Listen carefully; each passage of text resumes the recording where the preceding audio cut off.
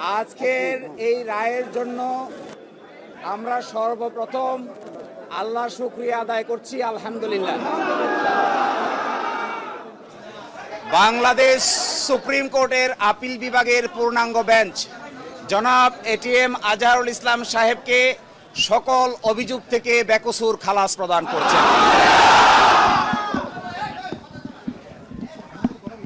আজকে থেকে, এখন থেকে জামাত ইসলামের সাবেক ভারপ্রাপ্ত সেক্রেটারি জেনারেল জনাব ATM Azharul Islam is an innocent man.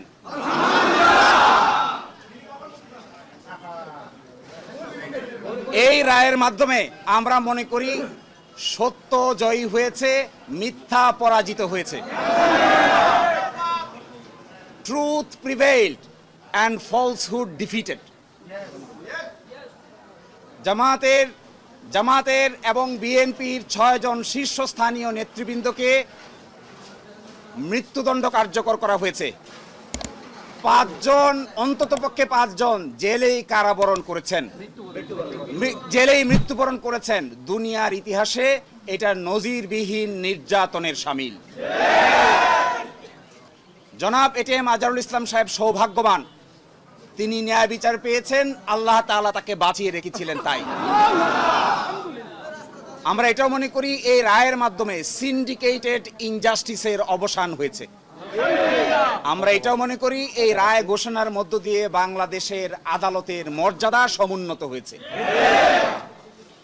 এবং আদালত 4টি অবজারভেশন দিয়েছেন।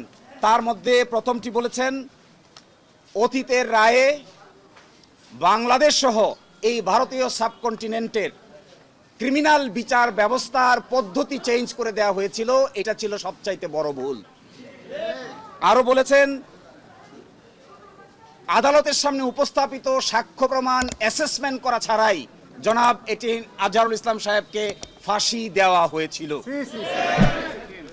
এবং আরেকটি ইম্পর্টেন্ট কথা বলেছেন যে পৃথিবীর ইতিহাসে এটি একটি ট্র্যাভেস্টি অফ ট্রুথ, অর্থাৎ বিচারের নামে অবিচার।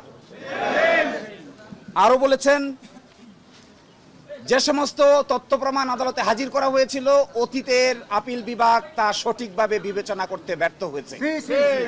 ফলশ্রুতিতে আজকে জনাব এটিএম আজহারুল ইসলাম সাহেবকে বেকসুর খালাস প্রদান করেছেন। বাংলাদেশের ইতিহাসে নয়, পৃথিবীর ইতিহাসে এটি একটি নজিরবিহীন ঘটনা হয়ে থাকবে। এরই মাধ্যমে আমরা মনে করি ন্যায় বিচার প্রতিষ্ঠিত হয়েছে, সত্য বিজয়ী হয়েছে, মিথ্যা পরাভূত হয়েছে।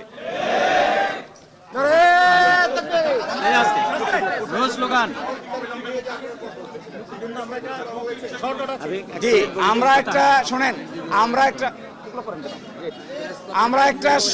একটা শর্ট অর্ডার চেয়েছি, অ্যাডভান্স অর্ডার চেয়েছি। এই অ্যাডভান্স অর্ডারটার আদালত মঞ্জুর করেছেন।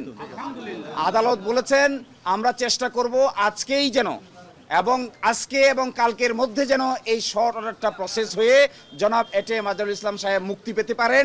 এই জন্য সকল আইনি ব্যবস্থা আমরা গ্রহণ করব।